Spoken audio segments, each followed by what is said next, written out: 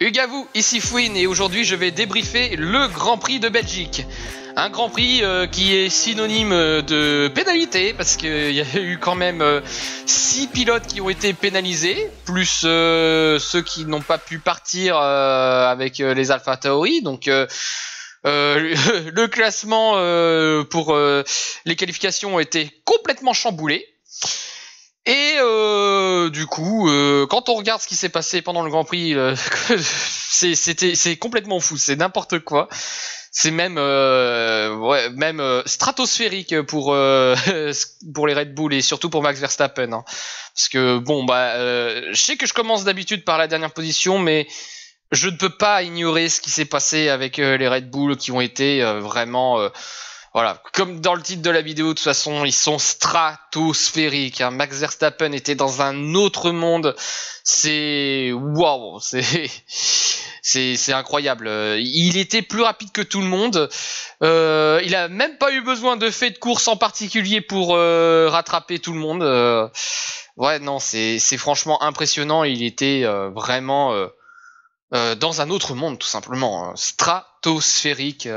Et évidemment, je ne peux pas mettre en dessous de excellent, hein, c'est impossible. Qu'est-ce que vous voulez que je vous dise voilà, c'est incroyable. Et doubler Red Bull, ce qui semblait un peu inespéré au vu de comment ça s'était déroulé, les qualifications, mais là, Sergio Pérez, il a fait le taf, il a peut-être pas entre guillemets assuré lors des qualifications, il a peut-être fait une erreur, mais bon, je pense surtout que s'il y a eu des erreurs par-ci par-là pendant les qualifications, c'est surtout qu'il y avait la pluie qui jouait un petit peu et bon voilà, il n'avait pas pu être devant. Mais la Red Bull, par contre, elle cartonnait. Du coup, il a pu dépasser Carlos Sainz assez aisément et les Ferrari qui se sont complètement effondrés. Mais ça, j'en parlerai plus en détail tout à l'heure quand j'aurai fait le débrief des autres pilotes. Du coup, on va commencer 20e Lewis Hamilton. Évidemment, c'est dommage hein, parce que il était arrivé 7e lors des qualifications, 4e avec application des pénalités. Et il a fallu qu'il accroche Fernando Alonso parce que oui, hein, qu'on soit très clair, qui est le responsable? C'est très clairement Lewis Hamilton. Il ferme la porte. Alonso, il peut pas non plus serrer plus à droite qu'il est. Hein. Sinon, c'est le gravier. Donc Lewis Hamilton, il a cassé sa voiture à cause de ça. Et très franchement, heureusement que il s'est pas renversé parce que franchement, c'était assez impressionnant l'accident. Et du coup, complètement gâché son week-end, hein. C'est complètement raté. Et c'est son premier abandon d'ailleurs. 20e du coup. Ouais, décevant. Très décevant et très mauvais. Sur cette seule faute. C'est comme ça. 19e, Valtteri Bottas. Lui, il a vraiment pas de cul, hein, franchement.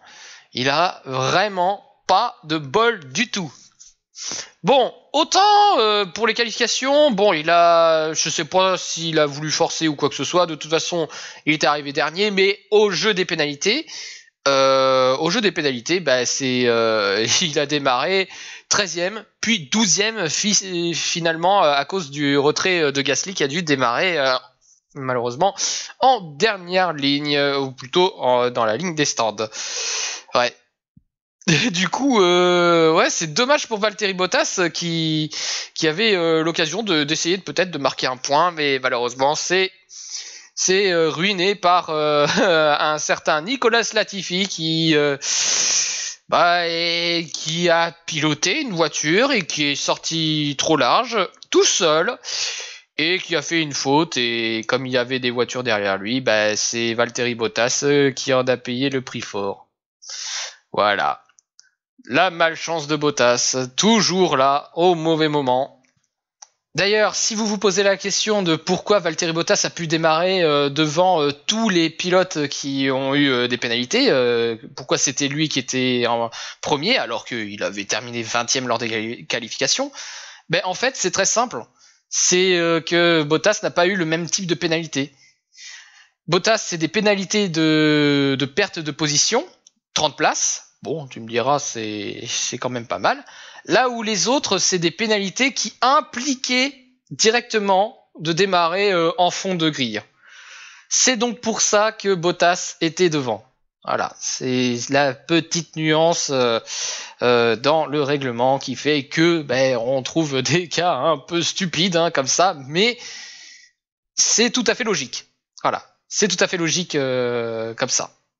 Et d'ailleurs, il a cassé une série de 149 Grands Prix où il a réussi à s'extirper de la Q1. Voilà, donc c'est la première fois après 149 Grands Prix qu'il ne passe pas la Q1. Voilà. 18ème Latifi. J'ai besoin de préciser plus de choses.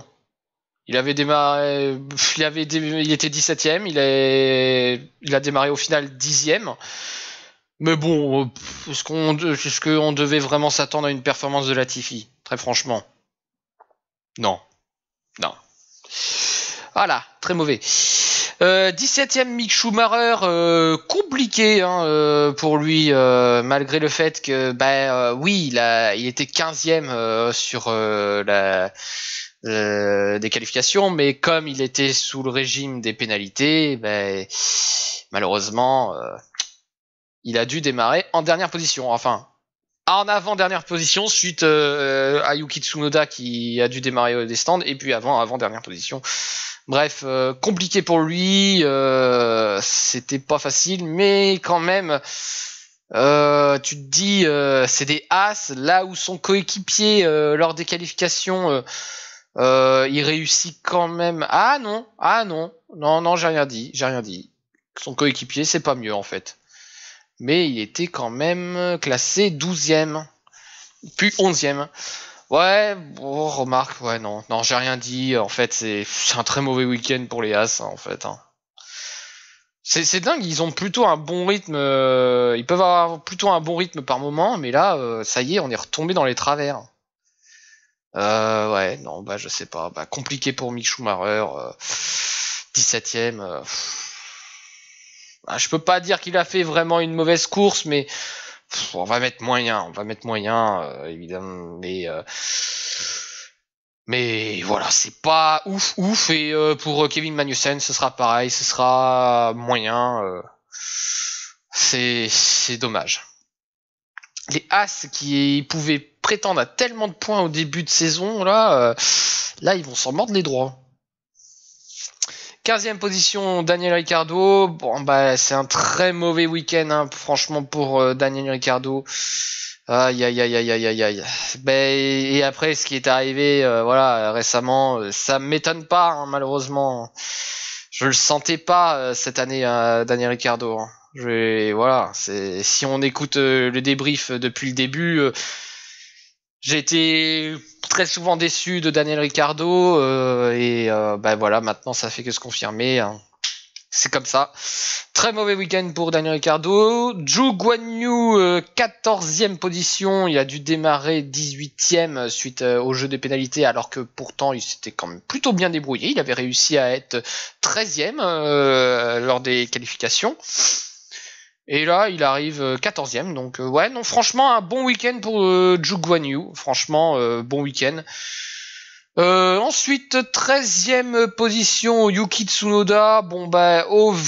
Compte tenu du fait que son coéquipier est devant et que en plus il marque des points, c'est un très mauvais week-end pour Yuki Tsunoda.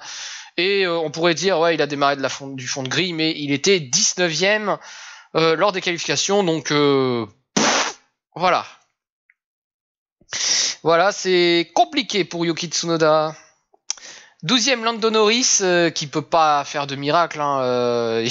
Il était aussi sous le régime des pénalités, malgré le fait qu'il était en 10ème position lors des qualifications à la régulière. Mais il peut pas faire de miracle. Mais quand même, partir de la 17ème position pour grimper jusqu'à la 12ème place, c'est quand même plutôt pas mal. Surtout quand on voit que la voiture est en mauvaise santé. Et moi qui pensais en début de saison qu'ils allaient être 4ème tranquille. Oh punaise. Oh que j'ai eu tort. 11e position, Lance Stroll, c'est un petit... Je vais mettre en décevant parce que même s'il a eu de bonnes batailles, ouais, il y avait quand même moyen d'avoir le point pour lui. Après, je me plains pas, hein. Celui qui a le point, c'est Alexander Albon et je préfère largement Alexander Albon.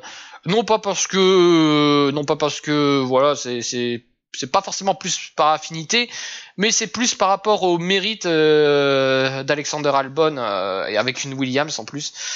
Donc du coup, ouais, Lance Stroll c'est décevant. Je vais juste mettre décevant. Lui aussi méritait le point, certes. Après, voilà, c'est décevant par rapport au fait qu'il était 14e en qualification, mais suite à tout ce qui s'est passé, il était 9e sur la grille, puis 8e avec le retrait de Pierre Gasly. Donc ouais, franchement, très décevant. Et comme je le dis, Alexander Albon, il a été très bon. Je sais pas, il y a ce petit quelque chose qui m'empêche de mettre excellent. Ah ben oui, je sais pourquoi je peux pas mettre excellent, c'est parce que Verstappen a roulé sur tout le monde. Donc ouais, non, je peux pas mettre ça au même niveau pour le coup. Même si quand même Alexander Albon s'est défendu bec et ongle, il a fait tout ce qu'il a pu et avoir ce petit point, ça fait du bien pour Williams.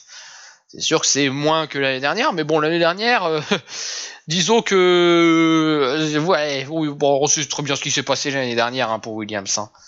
Même si j'étais content, hein. Mais ouais, bon, voilà, c'est comme ça. Bien joué Albon.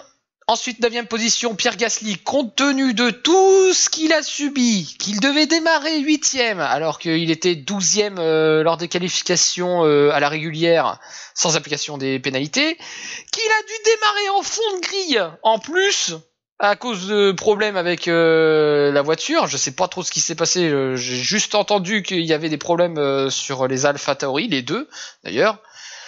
Mais ouais, 9e Pierre Gasly, franchement c'est un exploit ce qu'il fait, c'est vraiment très bon week-end pour Pierre Gasly, très bon rattrapage.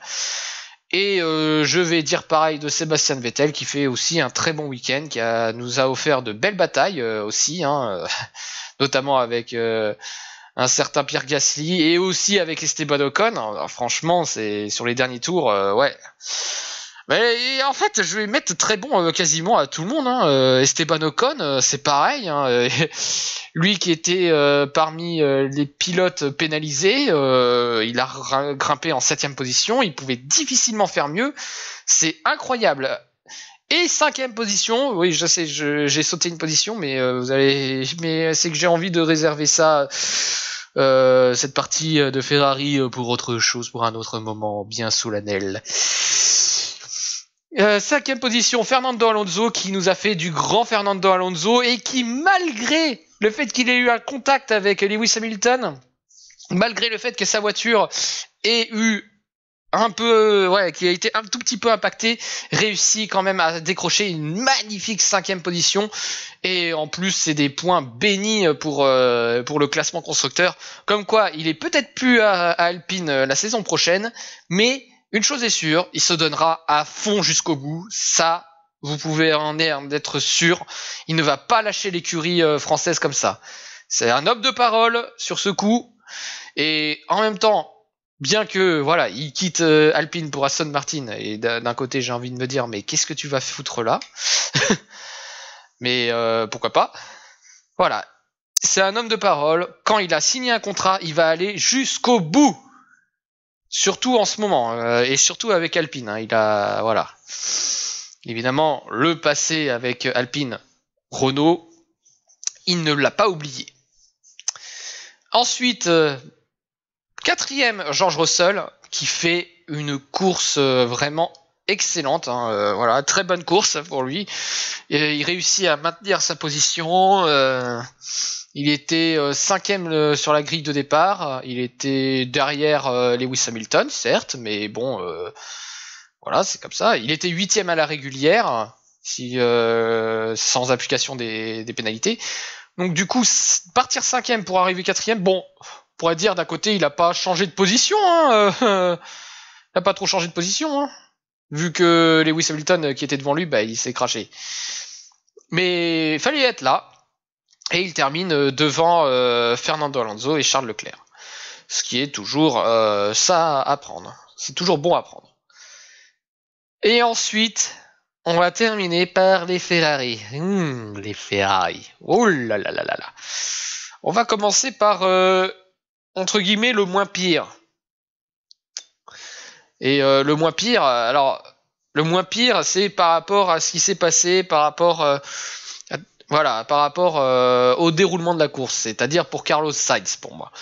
Non pas que je considère que Charles Leclerc ait fait une mauvaise course, loin de là, mais je préfère commencer par Carlos Sainz avant de péter un câble. Mais voilà, Carlos Sainz, techniquement, n'a pas fait une mauvaise course. Je pense pas qu'il ait fait une mauvaise course. Et même, j'aurais tendance à dire qu'il a fait plutôt un très bon week-end. Mais,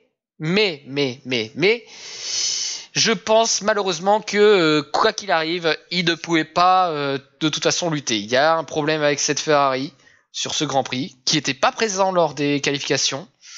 On ne sait pas trop ce qui s'est passé et je dois bien avouer que même moi je ne comprends pas du tout ce cas de figure.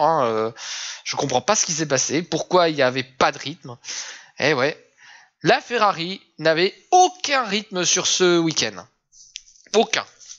Après, ils en avaient suffisamment, évidemment, pour rester dans le top 6, mais c'est quand même surprenant.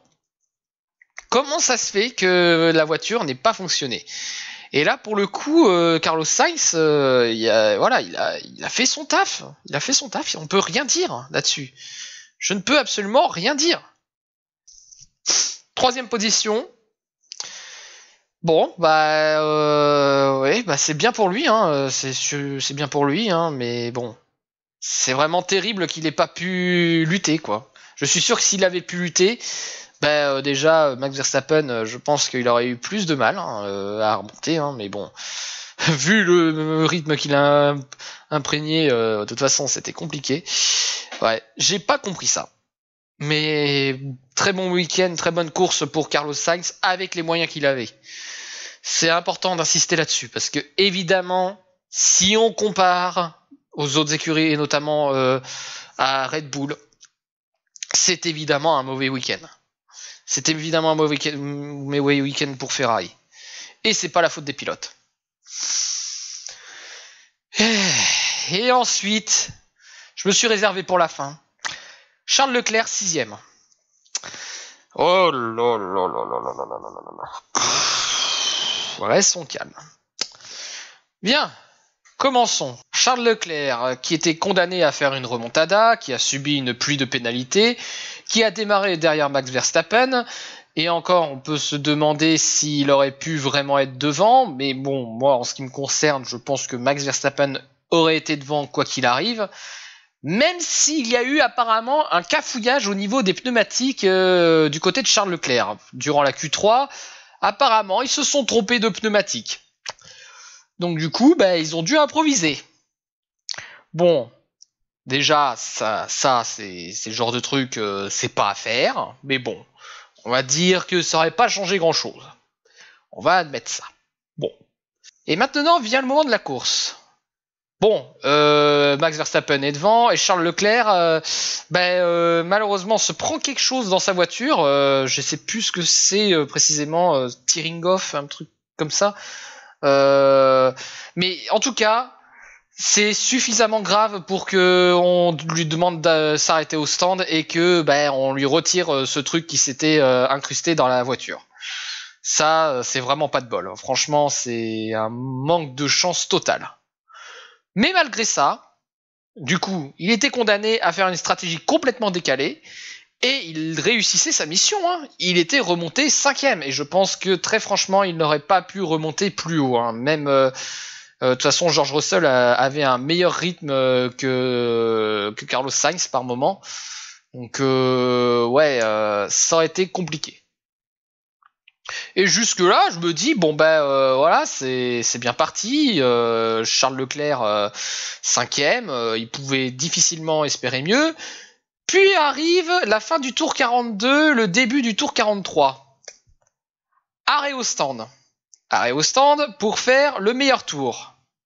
Alors, je ne suis pas contre qu'on fasse ça. Mais il aurait mieux valu qu'on le fasse pas. Surtout quand en plus on voit que l'écart entre lui et Fernando Alonso n'était pas suffisant. Tu t'as beau dire que c'est 17-18 secondes de perdu, mais derrière il y avait 19 secondes. Et 19 secondes, selon la manière dont tu rentres au stand et comment ça se passe pour changer les pneus, surtout que ça a tout petit peu tardé, et là, qu'est-ce qui se passe? Il s'est retrouvé derrière et du coup il n'a pas pu lutter pour avoir ce temps au meilleur tour. Donc il a dû rattraper en catastrophe ça, et c'est ce qu'il a fait. Dernier tour, il redépasse Fernando Alonso, donc il termine 5ème. Mais classement final, il est 6ème. Pourquoi? Tout simplement, il a fait un excès de vitesse dans la pit lane. Alors, autant l'excès de vitesse, je veux bien admettre que c'est de la faute de Leclerc.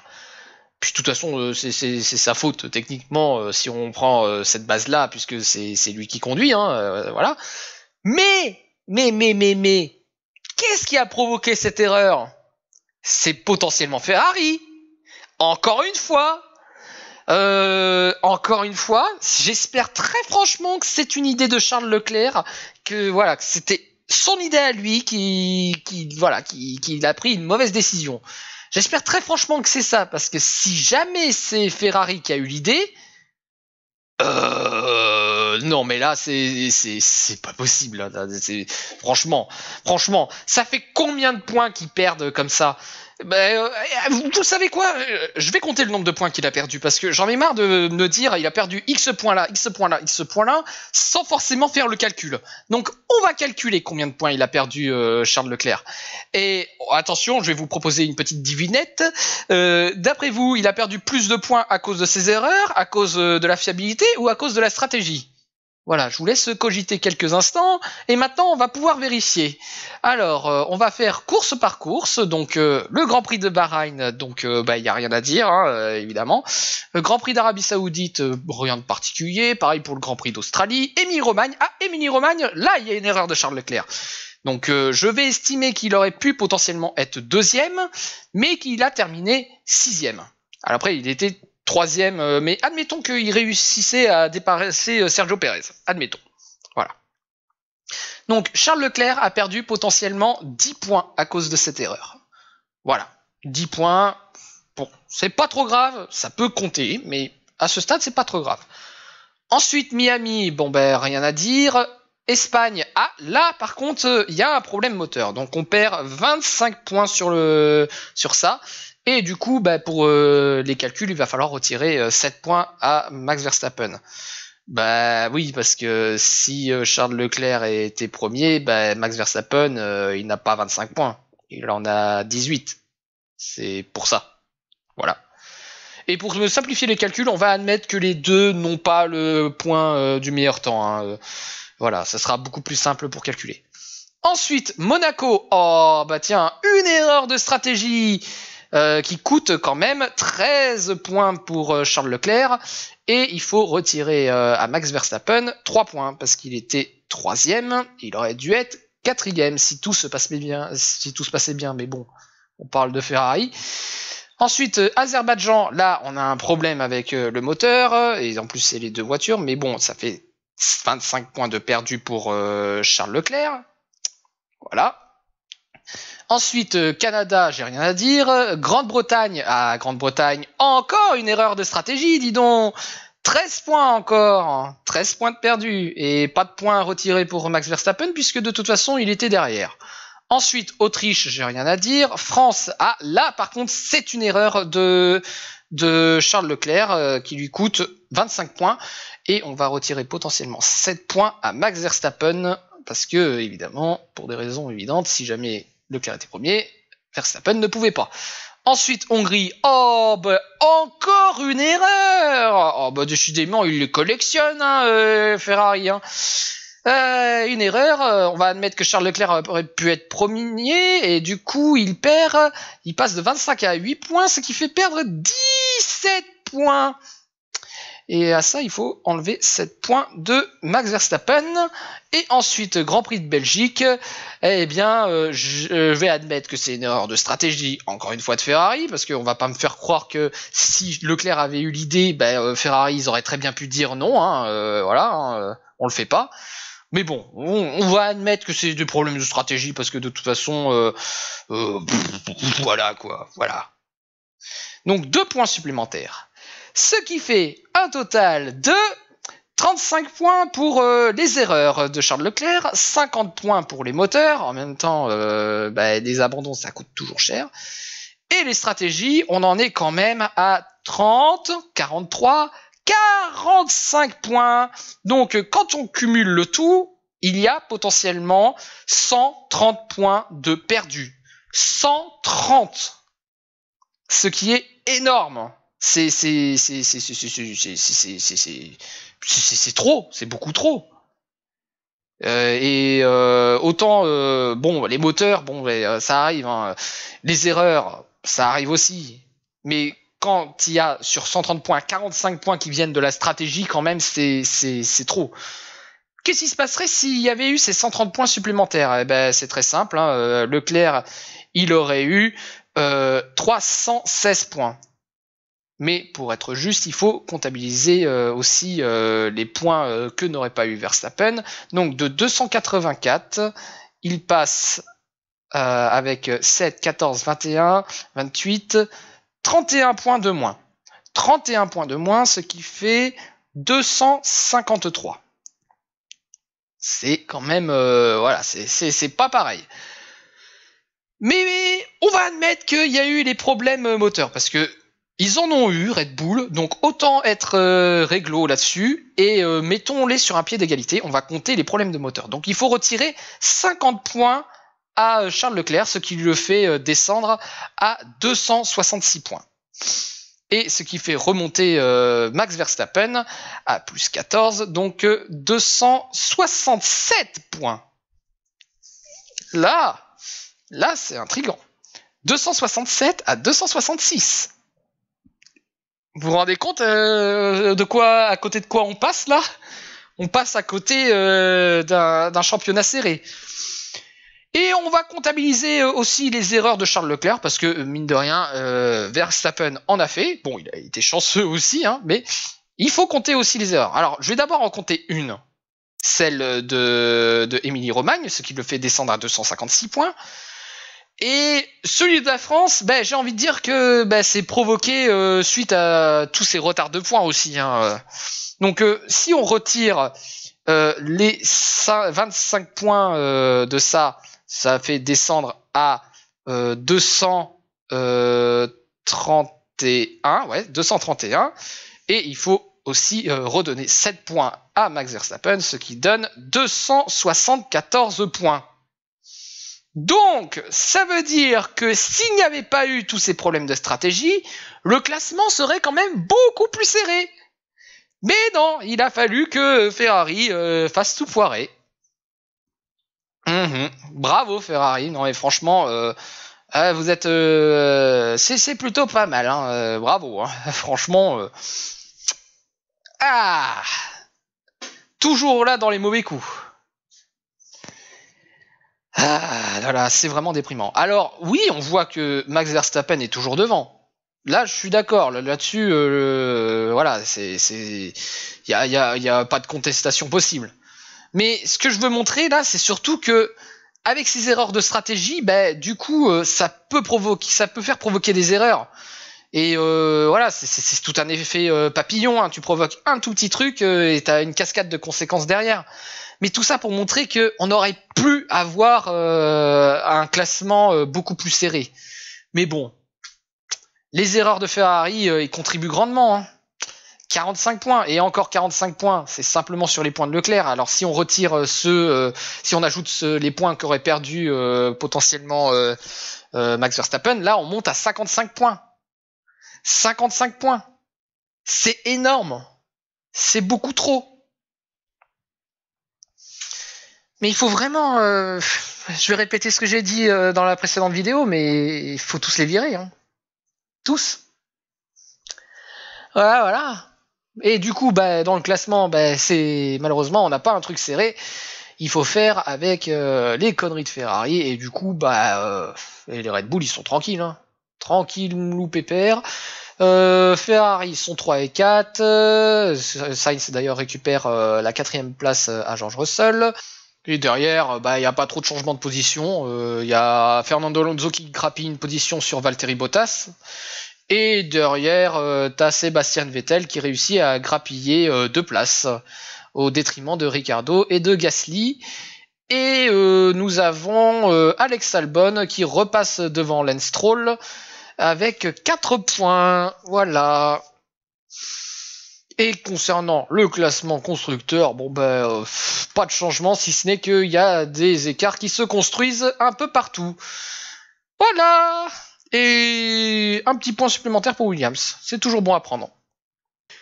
Du coup, la note du Grand Prix, on a passé un bon moment. Hein. Je pense que tout le monde est à peu près d'accord là-dessus. Il y a eu du suspense, il y a eu des jolis dépassements, il y a eu évidemment les remontadas, dont une notable. Et 14 sur 20, c'est bien. Hein. Moi, je trouve que c'était bien. On a passé un bon moment. Et c'est bien qu'on ait des grands prix qui soient bons et qui proposent du spectacle comme ça grâce à leur tracé. Ouais, ce serait dommage de supprimer ce grand prix parce que il apporterait pas suffisamment d'argent. Plutôt que de favoriser des grands prix, je sais pas, dans des endroits urbains, dans un pays, parce que c'est un marché grandissant et que de toute façon on s'en fout, ça fait de l'argent pour la F1. Ouais. Voilà, c'est sur ça qu'on va se laisser. Donc sur ce, n'hésitez pas à liker, commenter, partager la vidéo si ça vous a plu, à me poser des questions si vous en avez, à débattre, voilà, il y a pas de souci, hein, du moment que c'est fait dans le respect, il n'y a pas de souci là-dessus. Et autrement, on se retrouve la semaine prochaine pour le débrief du Grand Prix du Pays-Bas. Sur ce, je vous dis ciao!